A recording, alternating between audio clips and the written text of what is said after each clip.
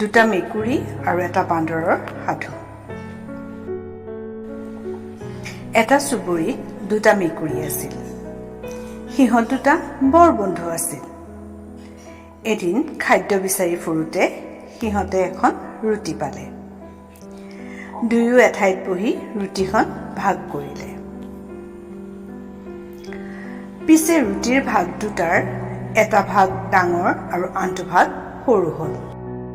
সৰু টুকুৰাটো এটাইও ল'বলৈ মান্তি নহ'ল আৰু এই কাৰণেই দুয়োৰে মাজত তৰ্ক লাগিল।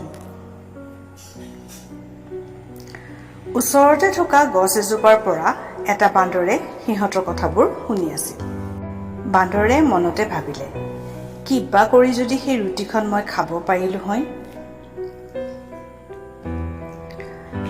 তাকে চিন্তা কৰি বান্দৰে গছৰ পৰা নামি মেকুৰীৰ ওচৰলৈ গৈ ক'লে, তোমালোকে কিয় ইমান তৰ্ক কৰি আছা? মই তোমালোকক ৰুটিখন সমানে ভগাই দিওঁ দিয়া।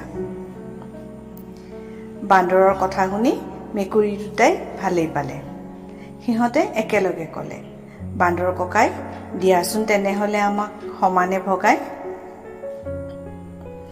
এইবাৰ বান্দৰে দুয়ো হাতত দুই টুকুৰা ৰুটি লৈ চালে যে এটুকুৰ ডাঙৰ আৰু এটুকুৰ সৰু হৈ আছে। সেয়ে বান্দৰে ডাঙৰ ৰুটি টুকুৰা একামোৰ মাৰি সৰু টুকুৰৰ সমান কৰিবলৈ চালে।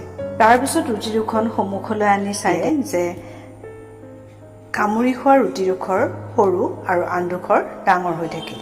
দুয়োডোখৰ ৰুটি পুনৰ সমান কৰাৰ বাবে আন ডোখৰ ৰুটিটো বান্দৰে একামোৰ মাৰিলে।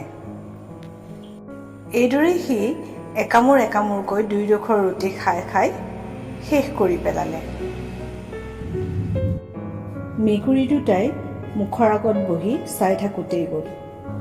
বান্দৰে ৰুটি শেষ কৰি একে জাপে গছৰ ওপৰত উঠিল আৰু হাঁহিবলৈ ধৰিলে। মেকুৰী দুটাই দুখ মনেৰে উঠমুখ চেলেকি তাৰ পৰা আঁতৰি গ'ল।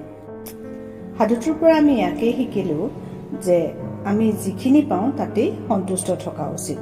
অধিক বিচাৰিবলৈ যাওঁতে আমি হাতত থকাখিনিও হেৰুৱাব লগা হ'ব পাৰে।